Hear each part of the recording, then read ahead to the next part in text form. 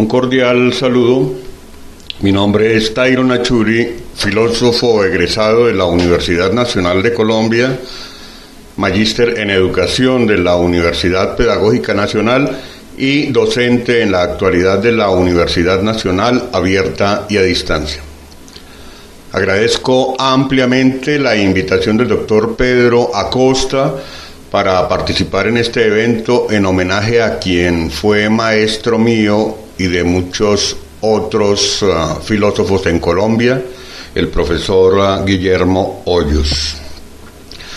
A continuación paso a hacer lectura de la ponencia que preparé para hoy y cuyo título es Ética y Política en el Neoliberalismo. Bajo el supuesto de que todo discurso político debería en principio nacer de una inspiración ética, esta ponencia, que hace parte del desarrollo de una investigación que lleva el nombre de Fundamentos Éticos de la Teoría y la Acción Política, el caso del neoliberalismo, del grupo Ethos de la Escuela de Ciencias Sociales, Arte y Humanidades de la UNAD, busca delinear los fundamentos y motivaciones que nos muestra al neoliberalismo como un opositor de la intervención redistributiva de los estados y patrocinador de la desigualdad socioeconómica tradicional de las sociedades. Ello por cuanto este sistema político-económico parece legitimar al mercado como único poseedor del derecho a asignar eficientemente los recursos y fijar a los diversos actores sociales los niveles de ingresos, abandonando así todo esfuerzo real por alcanzar la justicia social y la equidad,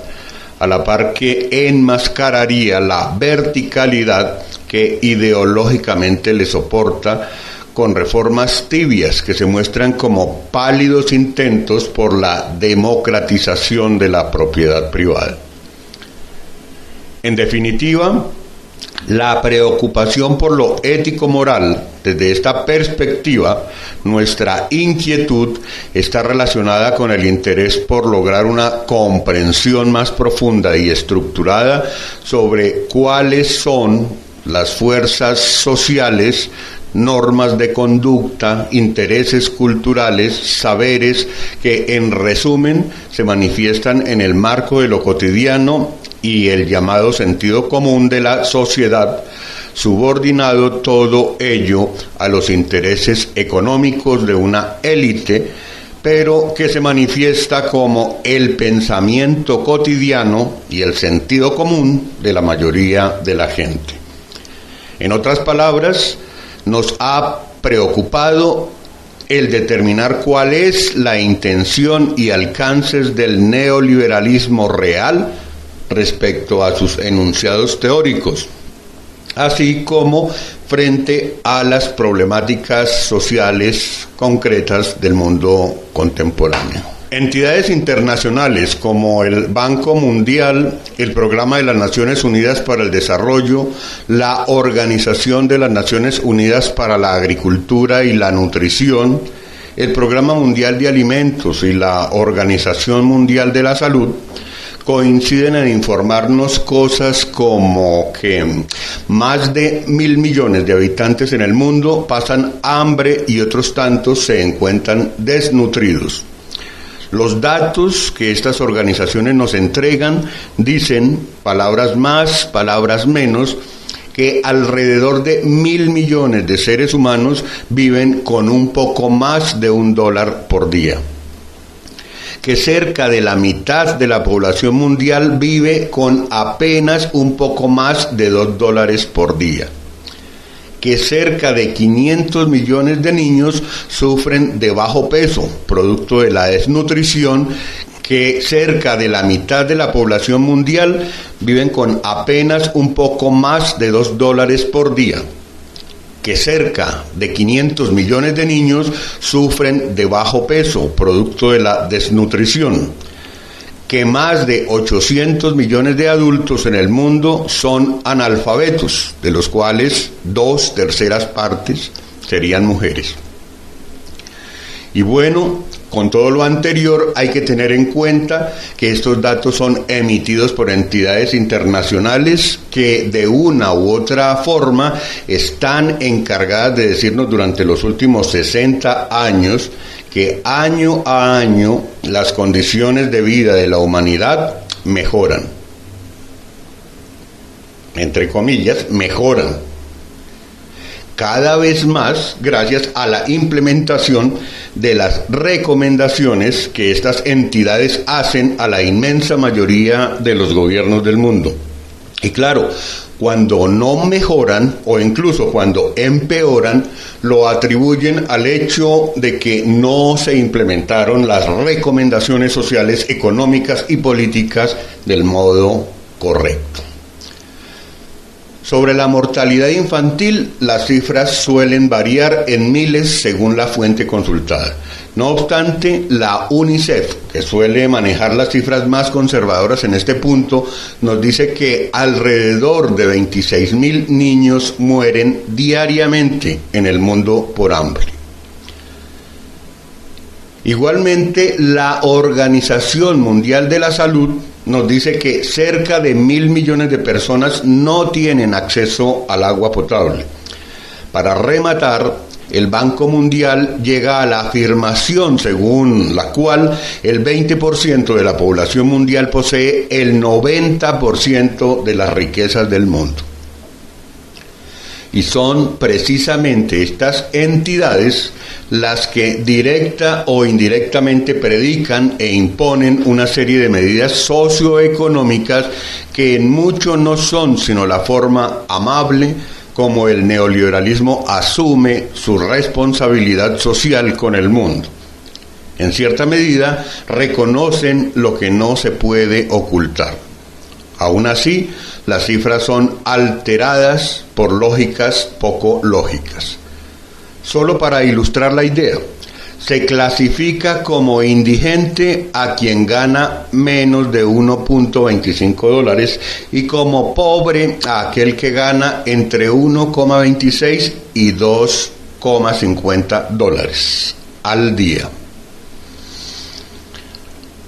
En el caso del DANE, en Colombia, básicamente se dice que es pobre aquel que mensualmente gana menos de 200.000 pesos mensuales. Es claro entonces que el sistema utilizado no resiste un análisis lógico y que las cifras dadas anteriormente son de lejos muchísimo más altas de lo que suelen mostrarnos las cifras oficiales. Con todo, este tipo de cifras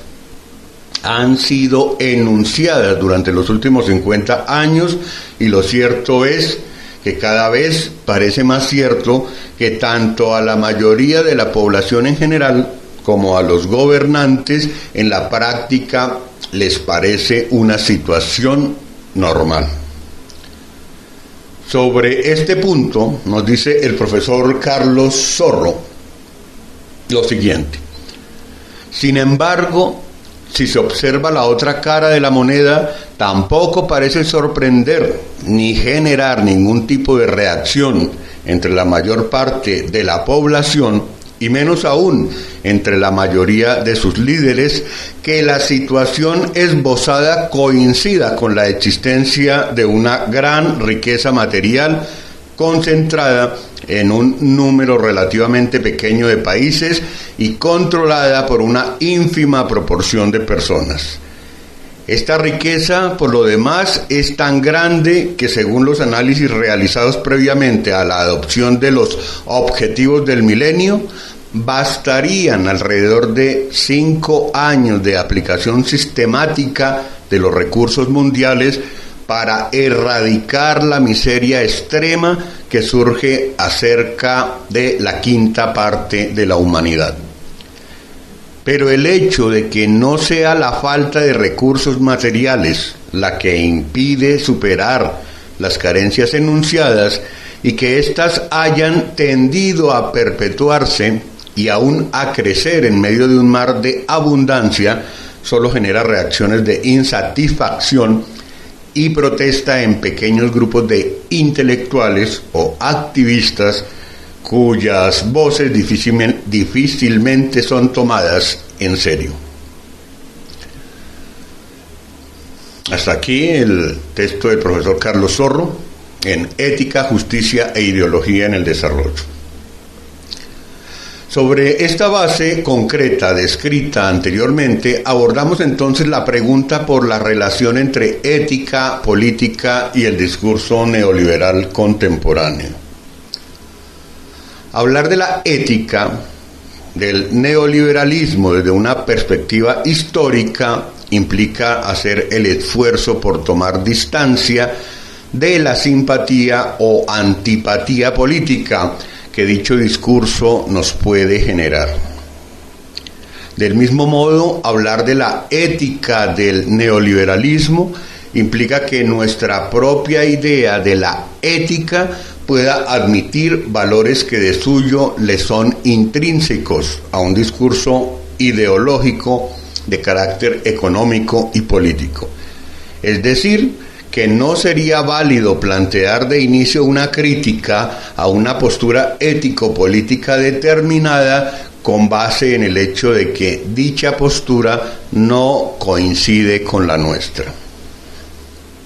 En este sentido, entendemos que una concepción política en principio debe tener una primera validez a nivel interno, es decir, juzgada y avalada o descalificada con base en sus propios postulados. Coherencia entre sus propios enunciados y sus prácticas sociales, en este caso. Una segunda validez exógena que implica validez entre sus propios enunciados políticos y los hechos concretos. Y una tercera validez comparativa que implica una mayor o menor fortaleza moral en relación a una mayor o menor efecto positivo sobre una sociedad. Teniendo en cuenta lo anterior, creemos que es importante establecer un enunciado inicial para la definición de ética que sea lo suficientemente abarcador como para que quepa en la aceptación de la mayoría de posiciones políticas, es decir, un principio o fundamento de carácter casi axiomático con el cual, por lo menos formalmente, la mayoría de posiciones políticas podrían estar de acuerdo. Un primer intento de esta enunciación podría tener la siguiente forma: ética es el conjunto de normas y prácticas sociales y políticas que propenden por el bienestar de las mayorías de una comunidad. No obstante, se evidencia en este enunciado un problema de carácter conceptual estructural. Si la ética fuera un conjunto de normas, el asunto parecería entonces reducirse a la elaboración de un listado de conductas deseables cuyo ejercicio coadyuvaría al bienestar de las mayorías. Como quiera que sea, debemos puntualizar: sin reflexión no hay ética. Así pues, un conjunto de normas que propendan por una conducta deseable puede ser un código moral, un código jurídico, una norma religiosa, pero de ningún modo podemos aceptarlas como una reflexión ética, ni siquiera como el resultado mismo de dicha reflexión. Con ello se quiere decir que lo ético en sí mismo no se puede reducir a una fórmula según la cual todo lo que operaría dentro de ella se constituiría en una santificación de la conducta, o se establecería como una fórmula la cual, una vez realizada una cierta reflexión en torno a un tema, ello conllevaría a una conclusión definitiva y válida por siempre a modo de argumento inexpugnable. Lo anterior para decir que la legitimidad que puede otorgar la ética misma a una acción o comportamiento determinado exige el ejercicio permanente de su reflexión por parte tanto de los individuos que asumen dicho comportamiento y lo defienden, como de la colectividad a la que se le exige dicho comportamiento. Con mayor razón, si consideramos que las acciones derivadas del principio o fundamento enunciado propende o debe propender por el bienestar de la mayoría de la comunidad. Como quiera que sea, tendríamos que considerar las diversas perspectivas teóricas contemporáneas de lo que se puede entender por ética al día de hoy. Y en todo caso, es claro que nuestra intención es establecer el tipo de ética que se predica en la actualidad, relacionado con el ámbito de la economía que promueve el pensamiento neoliberal contemporáneo. Sobre este punto es interesante recuperar la idea propuesta por el profesor Jorge González, quien afirma que la relación entre ética y economía se juega fundamentalmente en la política, tanto en el sentido amplio como en el restrictivo, en la medida en que la interacción entre ética y economía pasaría por todo el tejido institucional de una sociedad, en tanto que esta interacción sería el resultado de la sociedad civil, ante lo cual sería preciso ayudarse para su interpretación de una teoría de la sociedad que nos diga cómo interactúan los distintos componentes de la sociedad civil, en lugar de ignorar todo aquello que no corresponda a la economía de mercado.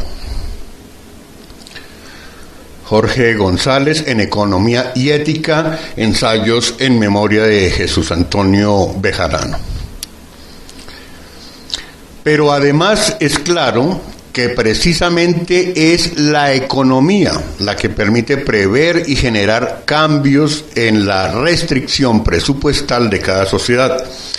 En este sentido, resulta obvio que el avance económico y social es lo que amplía el conjunto de fines que son al tiempo deseables y factibles, lo cual a su vez generaría nuevos imperativos éticos para la acción colectiva y el Estado. Las obligaciones de la sociedad para con sus integrantes se harían cada vez mayores con el progreso. En este sentido, sería precisamente la ética que se ocupa de fines y no la ciencia económica, que se ocupa de medios para lograrlo, la que podría definir los propósitos sociales acorde con la justicia distributiva y con una dotación dada de recursos en un momento dado. Desde esta perspectiva, con claridad denotamos que si hemos de definir una cierta ética en el ámbito de nuestra sociedad contemporánea, esta se define como ética económica, la cual entendemos como el conjunto de principios que regulan las actividades económicas, en tanto que esta definición vincula a la economía con la ética con base en principios que estarían imbricados con los tres elementos que integran la economía como ciencia: los agentes económicos, lo que administran esos agentes y la finalidad de lo que se administra. No obstante lo anterior, igualmente tenemos claridad de la manipulación que en el terreno de la retórica se plantea cuando de lo que se trata es de argumentar propósitos o fundamentos éticos para justificar acciones concretas. Es en este sentido que entendemos el enunciado de Victoria Camps, según el cual la ética consiste en un arte de argumentar y deliberar, aclarando sin embargo que si queremos sacarle aún más punta a la retórica clásica, se tendría que decir que de las 5 partes de la técnica retórica, invetio, dispositio, elocutio, actio y memoria, la que aquí se subrayaría sería, en primer lugar, la invetio, esto es, la facultad creadora o ingenium, dirigida a descubrir el material pertinente a favor de la causa que se quiere defender, pues es primordialmente el contenido y no la forma lo que debería dar fuerza persuasiva al discurso ético, ya que dicho contenido ni se deduce ni se induce de ninguna realidad empírica, sino que se inventa por comparación entre los valores conflictivos existentes en busca de otro valor que les suma y los trascienda. Por otra parte, el punto de partida ético del neoliberalismo, cuyos referentes filosóficos e ideológicos se apoyan en el liberalismo clásico, es el referente desde el cual se promueve la idea según la cual el centro de la sociedad es el individuo, al que debería salvaguardarse por encima de cualquier otra entidad, aun cuando éstas presuman de representarlo, como el Estado, el partido, la clase social, la iglesia, etc., partiendo del supuesto según el cual la libertad individual debería ser protegida esencialmente para salvaguardar el derecho a la propiedad privada, a la par que ésta se pudiese someter a las libres relaciones de la economía de mercado. Por supuesto, la diferencia más evidente que distingue al neoliberalismo del antiguo liberalismo es la poca importancia que le concede el primero a la interdependencia social de los individuos, al creer o suponer que la lucha por sobresalir y supervivir económicamente de la suma de individuos terminará redundando en beneficio de la sociedad en general. Como quiera que sea,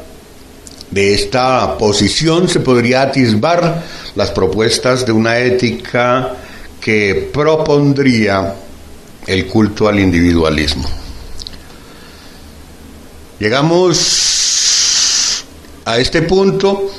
y puestos a pensar sobre las propuestas o lineamientos más centrales de lo que identifica al pensamiento neoliberal, a la luz de lo dicho anteriormente de modo nuclear, sería preciso analizar las siguientes características que lo definen en concreto. Primero, la privatización de las empresas públicas. Segundo, apertura de las fronteras, mercancías, capitales y flujo financiero. Y tercero, reducción del Estado. Como veremos, los 3 puntos en realidad se reducen a la defensa de la propiedad privada. Esto es obvio en el primer punto cuando se enuncia la privatización de las empresas públicas, lo que en realidad significa poner los activos más importantes de una nación en manos de unos cuantos empresarios y comerciantes. En el segundo punto, la apertura de las fronteras para mercancías, capitales y flujos financieros, no se trata de otra cosa que de permitirle igualmente a unos cuantos empresarios, comerciantes, financistas,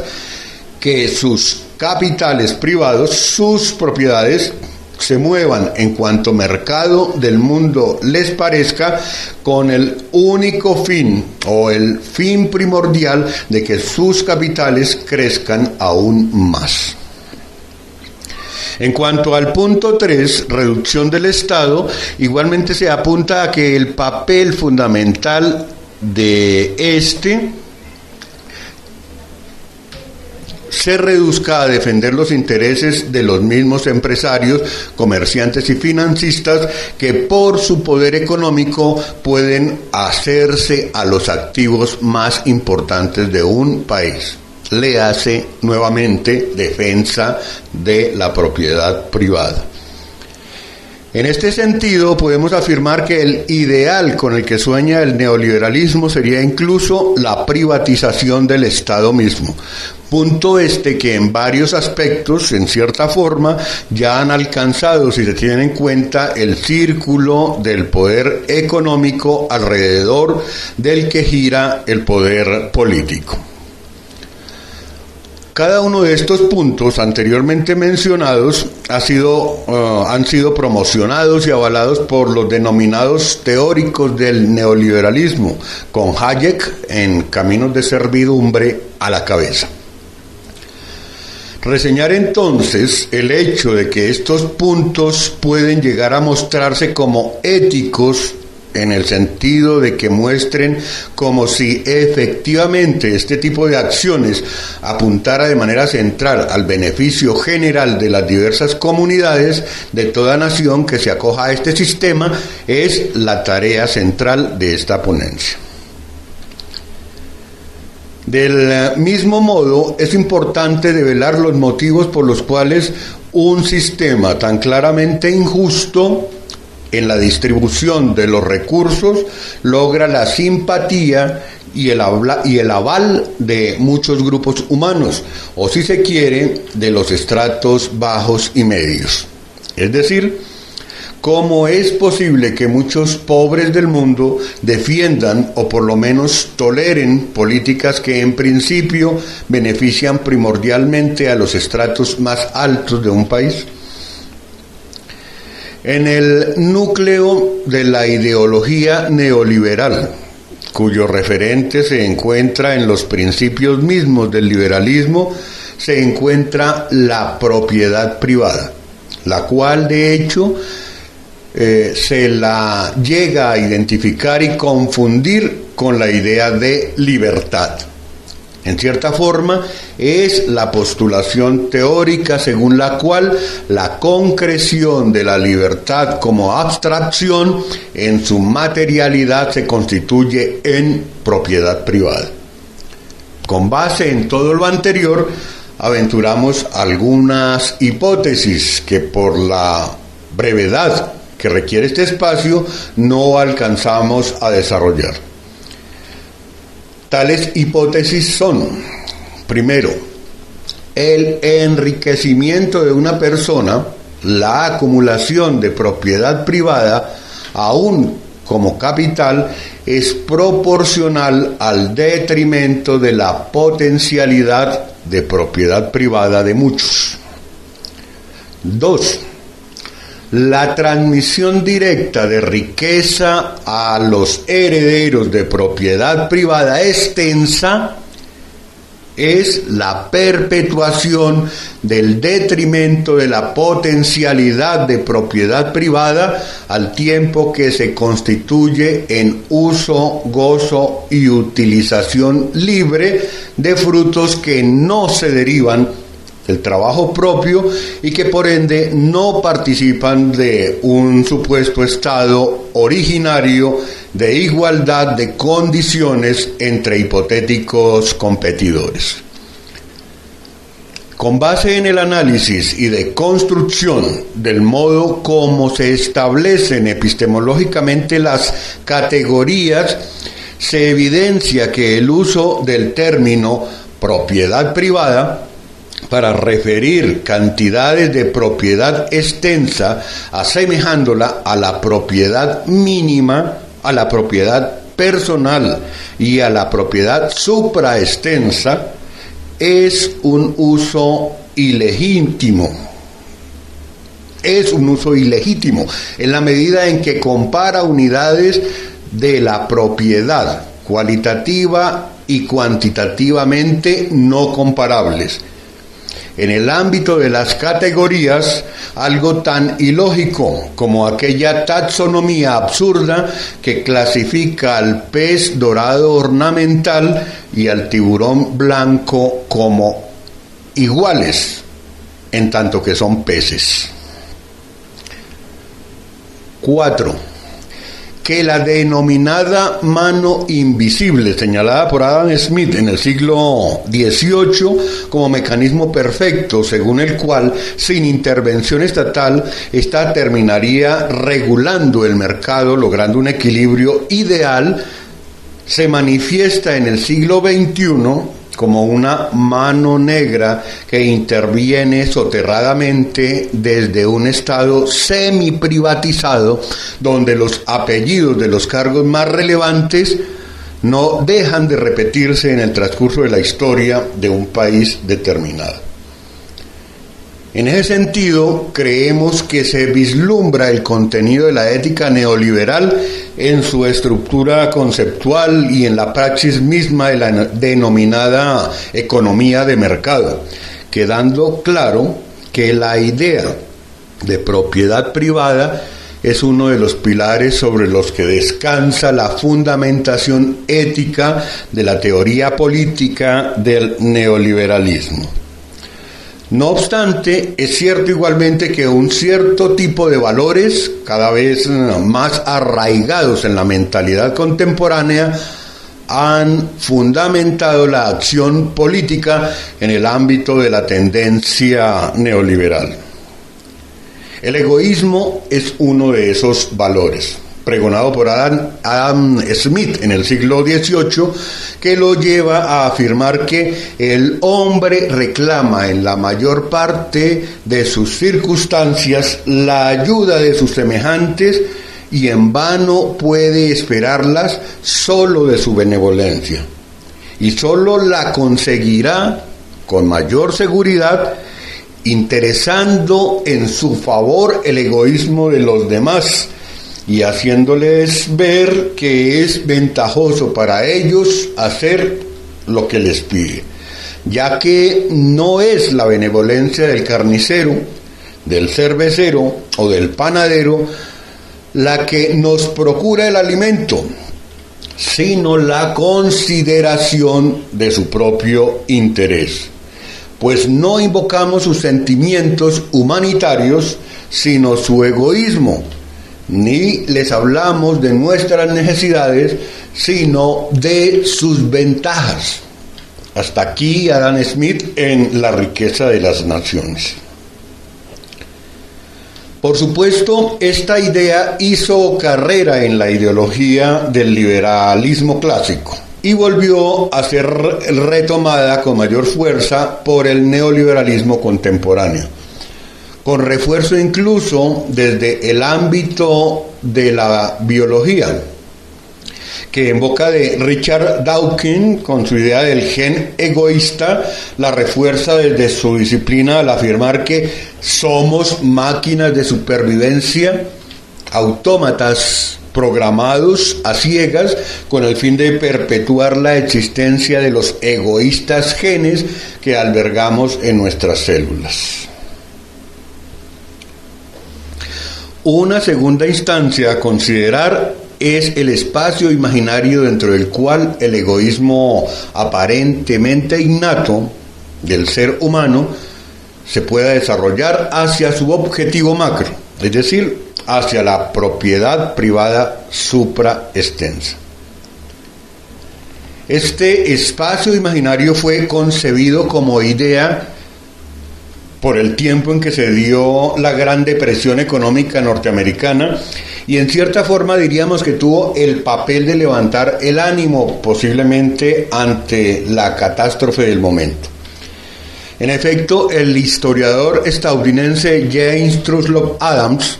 es el artífice de lo que desde entonces, con diversas modificaciones, conocemos como el sueño americano,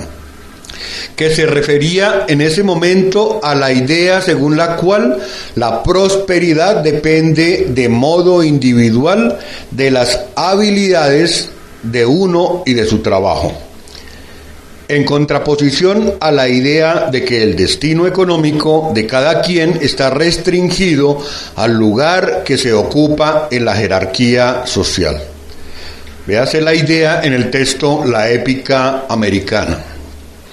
El sueño americano, en todo caso, se define comúnmente como el tener igualdad de oportunidades dentro de los miembros de una comunidad y contar con la libertad que en principio sería garantía para alcanzar los objetivos que alguien se propone en la vida.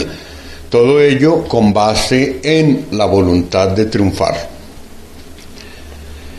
Esta lógica coincide a plenitud con la idea de competitividad en el mercado. El mundo es de los duros, de los esforzados, de los optimistas, de los soñadores, capaces de hacer lo que sea con tal de alcanzar sus sueños. Y bueno, este tipo de razonamiento, aparte de generar en quienes no lo logran, que son la mayoría, un sentimiento de baja autoestima, a la par que produce un sentimiento de indolencia frente al dolor del otro, ese otro que si no lo logra no es más que un perdedor. Y como en el mundo del mercado, al igual que en la Biblia, muchos son los llamados y pocos los escogidos, el denominado capitalismo salvaje demuestra en la práctica por qué se le llama así. Es una especie de darwinismo socioeconómico defendido por quienes poseen poder económico, pero también por los millones de individuos que creen, con fundamento o sin él, que en algún momento, de una u otra forma, podrían llegar a tener ese poder, y aún por los que tienen acceso a un minúsculo trozo de ese inmenso pastel. Y con este último punto llegamos a un nuevo valor que atraviesa nuestra sociedad contemporánea, la noción de individuo. El yo individual en la sociedad contemporánea, en el ámbito del neoliberalismo, es un valor al que se le ensalza como a un dios. El individuo está abierto a todo, puede pensar lo que quiera, creer lo que quiera, querer lo que cree, dentro de un marco de una vida plena y libre para encontrar, entre comillas, la felicidad. En todo caso, cualquier cosa que al individuo se le ocurra entender por llegar a ser feliz. La indiferencia es aceptable. Todo lo moral es relativo y en general todas las creencias y actitudes hacen parte de un estilo personal que en apariencia nacería en la autonomía de ser lo que cada quien quiera ser. El filósofo francés Gilles Lipovetsky nos acerca a esta idea en los siguientes términos. La lógica acelerada de los objetos y mensajes lleva a su punto culminante la autodeterminación de los hombres en su vida privada, mientras que simultáneamente la sociedad pierde su entidad específica anterior, cada vez más objeto de una programación burocrática generalizada, a medida que lo cotidiano es elaborado minuciosamente por los conceptualizadores e ingenieros. El abanico de elecciones de los individuos aumenta. Ese es el efecto paradójico de la edad del consumo. Gilles Lipovetsky en La era del vacío. Como vemos, tal individualismo potencia el mercado en un ambiente que destaca en apariencia a los sujetos del consumo, a la par que lo combina de la mejor manera con el supuesto egoísmo innato del que ya hablamos anteriormente y lo enfila a su objetivo por el que se supone valdría todo esfuerzo en esta vida: la adquisición insaciable de propiedad privada. Hasta aquí esta ponencia. Muchísimas gracias por su atención.